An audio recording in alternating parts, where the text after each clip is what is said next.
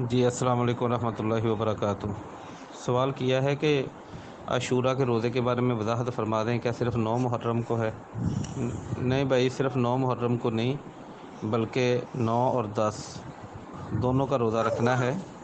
اس کی دلیل عاشورہ کے روزے کی نبی اکرم صلی اللہ علیہ وسلم، وہ لمبی بات ہے، آپ نے سن رکھا ہوگا، پڑھا ہوگا، صحیح بخاری صحیح مسلم کی وہ روایت۔ جب مدینہ میں آ کے آپ نے ان کو روزہ رکھتے ہوئے دیکھا، 1130 نمبر، ما ھذا الیوم الذی تصومونہ، کیوں روزہ رکھتے ہو اس دن کا؟ یہودیوں نے بتایا، انجی اللہ موسیٰ وقومہ واغرق فرعون وقومہ، اللہ تعالیٰ نے موسیٰ علیہ السلام ان کی قوم کو نجات دی تھی، فرعون اور اس کی قوم کو غرق کر دیا تھا، تو ہم نصومہ شکراً، اس دن کا روزہ رکھتے ہیں شکر ادا کرنے کے لیے۔ تو نبی اکرم صلی اللہ علیہ وسلم نے بھی کہا، نحن اولی بموسیٰ، ہمارا بھی موسیٰ علیہ السلام سے تعلق بہت زیادہ ہے، اس معاملے میں تم سے بڑھ کر ہے، زیادہ قریب ہیں، ہم بھی روزہ رکھیں گے۔ تو آپ نے بھی روزہ رکھنا شروع کیا۔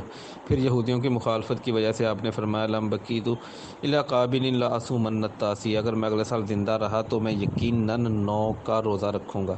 اب سوال یہ پیدا ہوتا ہے، صرف 9 کا رکھوں گا، اس میں یہ تو نہیں کہ میں نے 10 کا چھوڑ دینا ہے، یا صرف 9 ہی کا ہی رکھوں گا، یعنی میں نے 10 کا چھوڑ دینا، نہ یہ ہے، اور نہ ہی اس میں یہ لفظ ہے کہ میں 9 کا بھی رکھوں گا۔ اگر آپ یہ کہہ دیتے میں 9 کا بھی رکھوں گا تو اس کا مطلب ہوتا 10 بھی ساتھ رکھنا ہے۔ اگر آپ کہتے میں 9 ہی کا رکھوں گا تو اس کا مطلب ہے 10 کا چھوڑ دینا ہے۔ اس روایت کو پڑھنے کے بعد کنفیوژن پیدا ہوتی ہے، تو احادیث ایک دوسرے کی وضاحت کرتی ہیں۔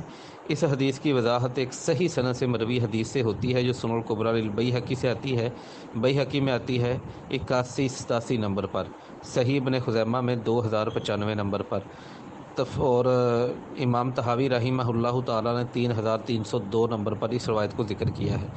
امام طحاوی رحمہ اللہ تعالیٰ نے جو روایت نقل کی ہے، باقی بھی سب نے یہی سند نقل کی ہے۔ کہتے ہیں کہ قال حدثنا ابن مرزوق قال حدثنا روح قال حدثنا ابن جریج قال اخبرنی عطاء۔ یہ میں راویوں کے نام اس لیے پڑھ رہا ہوں کہ اگر کوئی تحقیق کرنا چاہے تو کر سکے۔ کہتے ہیں محدثین کہ ہمیں حدیث بیان کی ابن مرزوق نے، وہ کہتے ہیں ہمیں حدیث بیان کی روح نے، وہ کہتے ہیں ہمیں حدیث بیان کی ابن جریج نے، وہ کہتے ہیں مجھے خبر دی عطاء نے، انہوں نے عبداللہ بن عباس رضی اللہ تعالی عنہما سے سنا، وہ کہہ رہے تھے، خالف الیہود، یہودیوں کی مخالفت کرو، وصوموا یوم التاسع والعاشر، 9 اور 10 دونوں کا روزہ رکھو۔ امام ابن حزم رحمہ اللہ تعالیٰ نے المحلہ بالآثار میں جلد نمبر 4 صفحہ 306 پر اسی بات کو صحیح قرار دیا ہے۔ وہ کہتے ہیں، وَنَسْتَحِبُّ صَوْمَ يَوْمِ عَاشُورَا وَهُوَ التَّاسِعُ مِنَ الْمُحَرَّمِ وَإِنْ صَامَ الْعَاشِرَ بَعْدَهُ فَحَسَنٌ، مستحب عمل ہے عاشورہ کا روزہ رکھنا ہے، اور یہ 9 محرم اور 10 کا بھی ساتھ رکھے اگر، تو یہ بہت اچھی بات ہے۔ باقی بھی جو جید علماء اکرام یا محدثین ہیں، ان کے بارے میں اگر آپ پڑھیں تفصیل کے ساتھ، فتح الباری جلد 4 صفحہ 245 پر امام ابن حجر اسقلانی رحمہ اللہ تعالیٰ نے بھی اسی بات کا اقرار کیا ہے۔ تو شیخ محمد بن صالح العثیمین رحمہ اللہ تعالیٰ سعودی عرب کے ریسنٹلی بڑے زبردست عالم گزرے ہیں، انہوں نے بھی اپنے فتویٰ کے اندر اسی بات کو اختیار کیا ہے، اور یہی بات درست ہے، 9 اور 10 دونوں کا روزہ رکھا جائے۔